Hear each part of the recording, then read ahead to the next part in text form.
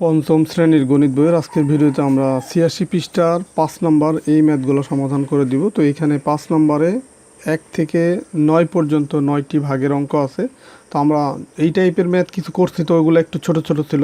৪ নম্বরে এই যে দেখো, এই যে এগুলো ছিল একটু ছোট ছোট টাইপের, তো একটু বড় একই টাইপের ভাগ। তো আজকের ভিডিওতে আমরা এগুলো সবগুলোই তোমাদেরকে খাতায় লিখে সমাধান করে দিচ্ছি।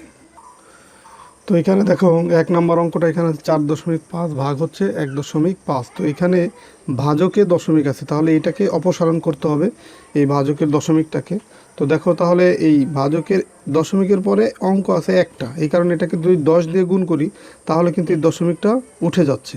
তো এই কারণে এটাকেও ১০ দিয়ে গুণ করব এবং ৪.৫ এটাকেও আমরা ১০ দিয়ে গুণ করব। তো ৪.৫ গুণ হচ্ছে ১০ লিখলাম, প্রথম বন্ধনী দিলাম, ভাগ হচ্ছে এই ১.৫ এটাকে আমরা ১০ দিয়ে গুণ করলাম।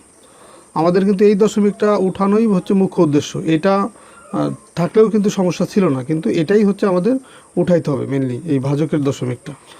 তো দেখো এখানে ৪.৫কে ১০ দিয়ে গুণ করলে এখানেও দশমিক থাকতেছে না, ৪৫ হয়ে যাচ্ছে। আবার এইখানে হচ্ছে ১.৫-এর এই দশমিকটা উঠে গেলে ১৫ হচ্ছে। তো ১৫ দেখো ৪৫-এর ভিতরে কতবার যায়, ৩×১৫ = ৪৫, ৩ বার যাবে। তার মানে এইখানে হবে ভাগফল হচ্ছে ৩ হবে। এটাই হচ্ছে উত্তর। তো এই টাইপের যদি দেখা গেল যে সহজেই কিন্তু ভাগ করা যাচ্ছে, সেই ক্ষেত্রে কিন্তু তোমাকে আর পাশে ভাগ দেখানোর প্রয়োজন নেই। আর যদি এমন হতো যে এমন সংখ্যা যে সহজে করা যাচ্ছে না বা মুখে মুখে ভাবে তুমি নামতার মাধ্যমে করতে পারতেছো না, তখন কিন্তু ভাগ করে দেখাই দিতে হবে। তো ২ নম্বরটা দেখো, এখানেও ভাজকের দশমিকের পরে একটা অঙ্ক আছে, তার মানে এটাকেও ১০ দিয়ে গুণ করতে হবে। এই কারণে এই যে প্রথম যে মানটা ১০.৪ এটাকেও ১০ দিয়ে গুণ করব, ভাগ হচ্ছে ২.৬ এটাকে গুণ করব ১০ দিয়ে। তো এখন ১০ দিয়ে গুণ করলে এখানে দশমিক এক ঘর ডানে চলে যাবে, তার মানে এখানে হবে ১০৪, আর এখানে দশমিক এক ঘর ডানে চলে গেলে এখানে হবে ২৬। এখন ২৬ ১০৪-এর ভিতরে দেখো কতবার যায়। তো আমরা যদি ২৫-এর কথা চিন্তা করতাম, তো ৪×২৫ হতো ১০০, আর এখানে যেহেতু এক বেশি আছে তার মানে ৪×২৬ হবে ১০৪, তার মানে ১০৪কে ২৬ দিয়ে ভাগ করলে আমরা এখানে পাবো হচ্ছে ৪। এটাই হচ্ছে উত্তর। তো এরপরে দেখো ৩ নম্বরে এইখানে এই ভাজকে দশমিকের পরে একটা অঙ্ক আছে, তার মানে ১০ দিয়ে গুণ করতে হবে। এটাকেও ১০ দিয়ে গুণ করবো, তাহলে এটাকেও আমরা ১০ দিয়ে গুণ করবো। ৬.৭২ গুণ হচ্ছে কত ১০, ভাগ হচ্ছে এই ৩.২ গুণ হচ্ছে ১০।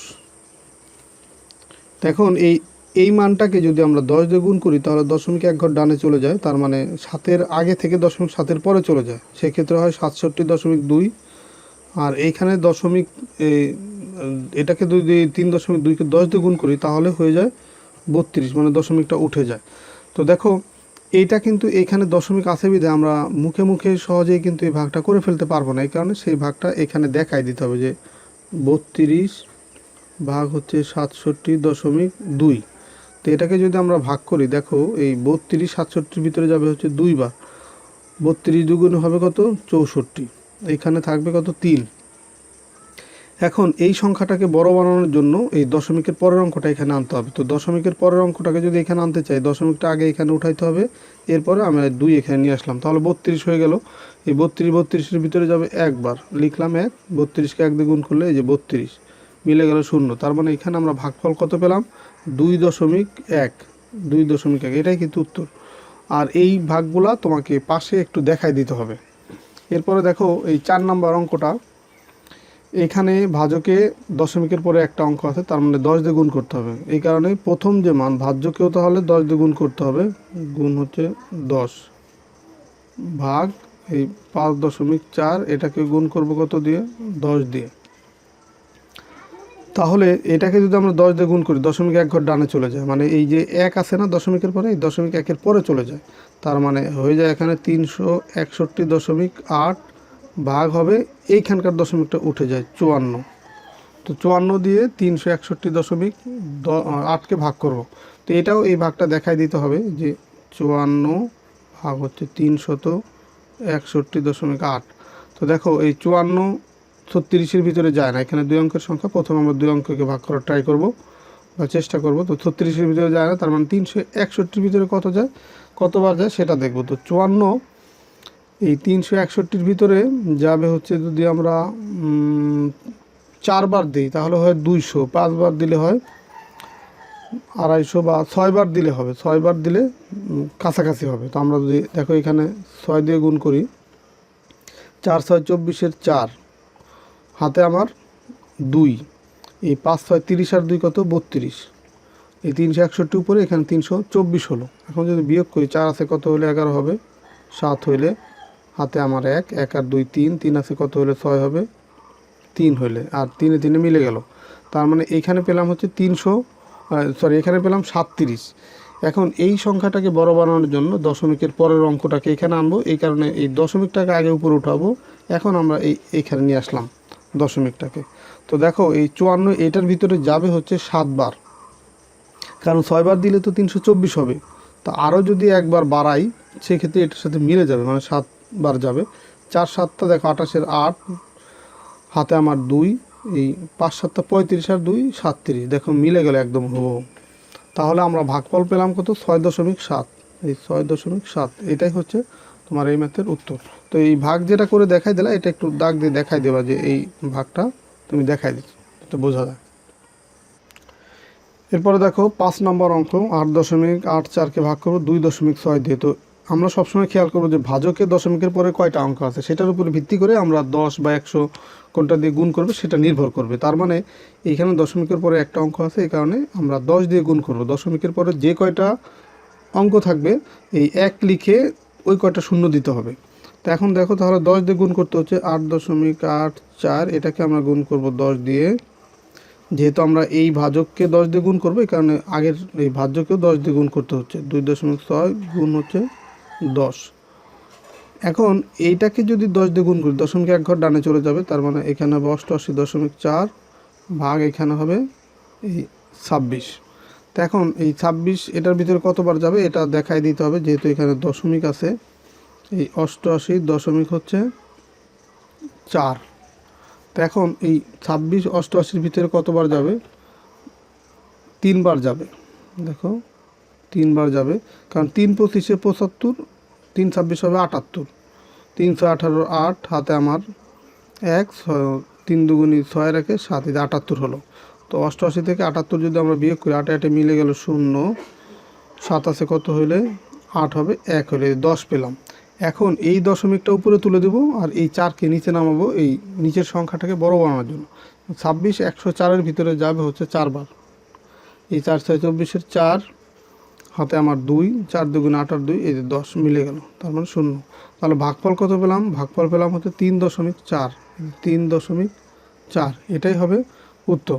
এরপরে দেখো 6 নম্বর যে অঙ্কটা আছে, এটাও এই দশমিকের পরে অঙ্ক আছে যেহেতু দুইটা, এই কারণে এটাকে কিন্তু 100 দিয়ে গুণ করতে হবে। এই দশমিকের জন্য 1, তারপরে যে কয়টা অঙ্ক থাকবে ওই কয়টা শূন্য, তার মানে 100 হবে। তাহলে এই 9.12 এটাকে গুণ করব 100 দিয়ে,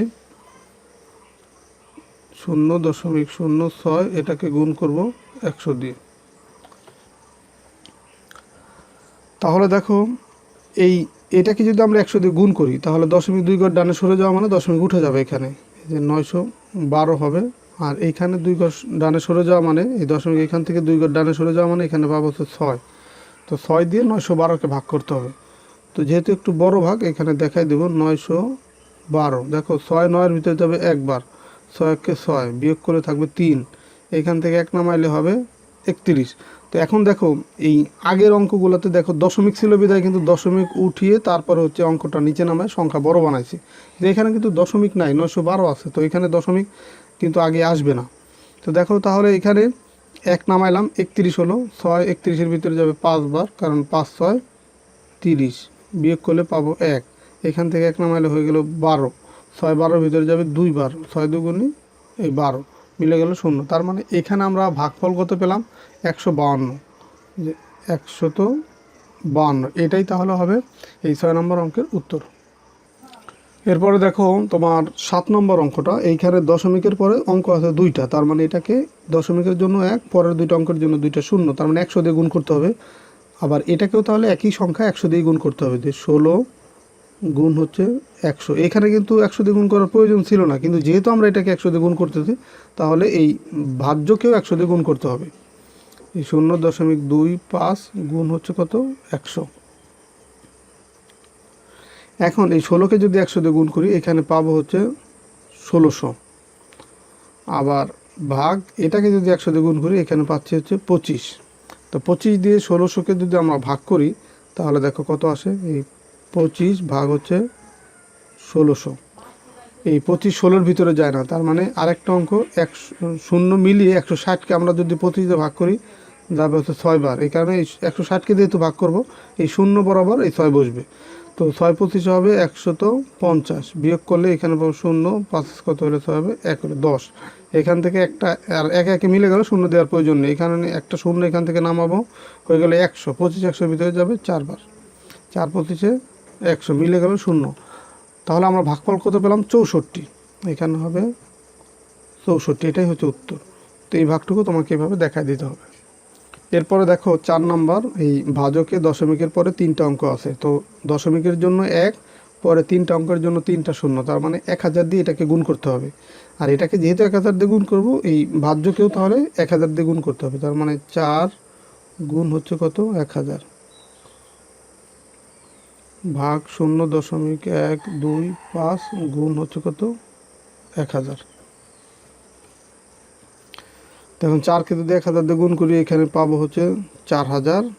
আর এইখানে 0.125কে দিয়ে 1000 দিয়ে গুণ করি, দশমিকটা উঠে যায়, হয়ে যাবে 125।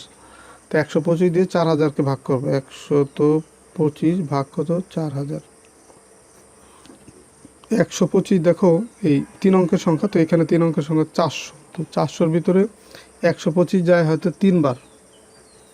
3 125-এ এটা যদি গুণ করি 3 5 15, 5 হাতে আমার 1, 3 2 6 1 7, 3 অক্ষে 3, এই 375। 400 থেকে 375 বিয়োগ করলে এখানে পাবো 25। এখান থেকে আমরা 0 নামালে হয়ে গেল 250। 125 250-এর ভিতরে যাবে 2 বার, 5 2 10, 0 হাতে আমার 1, 2 2 4 1 5, আর 2 অক্ষে 2, দেখো মিলে গেল, তার মানে 0। ভাগফল কত পেলাম 32। তো এখানে আমরা লিখবো হচ্ছে 32, এটাই হচ্ছে তোমার উত্তর। আর এইটুকু হচ্ছে এই ভাগটা দেখাই দিলাম। 9 নম্বর অঙ্ক দেখো, এইখানে আমরা এই ভাজকের দশমিকের পরে 3টা অঙ্ক দেখতে পাচ্ছি। তার মানে এইখানে দশমিকের জন্য 1, এরপরে 3টা অঙ্কের জন্য 3টা শূন্য, 1000 দিয়ে গুণ করতে হবে। আর এই ভাজককে যেহেতু 1000 দিয়ে গুণ করব, ভাজ্যকেও অবশ্যই 1000 দিয়ে গুণ করতে হবে। তার মানে 3 গুণ হচ্ছে 1000 ভাগ হচ্ছে এই 0.006 গুণ হচ্ছে 1000। এখন দেখো 3কে যদি 1000 দিয়ে গুণ করি এখানে পাবো হচ্ছে 3000 ভাগ, এখানে 1000 দিয়ে গুণ করলে এই দশমিকটা উঠে যাচ্ছে, এখানে শুধু 6 পাচ্ছি। তো 6 দিয়ে যদি আমরা এই 3000-কে ভাগ করি, দেখো 6 30-এর ভিতরে যাবে 5 বার, 5 6 30, এরপর 2টা শূন্য আছে, এই 2টা শূন্য দিয়ে দিলাম। তার মানে 500-কে যদি আমরা 6 দিয়ে গুণ করি 3000 পাচ্ছি, এই 500 হচ্ছে উত্তর। দেখো এই ভাগটা কিন্তু আমরা এই পাশে দেখানো ছাড়াও কিন্তু করতে পারলাম বিধায় আর ওটা দেখানোর প্রয়োজন হলো না। তো এই ছিল তোমাদের এই 5 নম্বরের যে 9টা ম্যাথ, সেই 9টা ম্যাথ। তো আমরা পরের ভিডিওতে বাকি যে 6 আর 7 এই 2টা ম্যাথ সমাধান করে দেব। তো ঠিক আছে, সবাই ভালো থাকো, সুস্থ থাকো, আল্লাহ হাফেজ।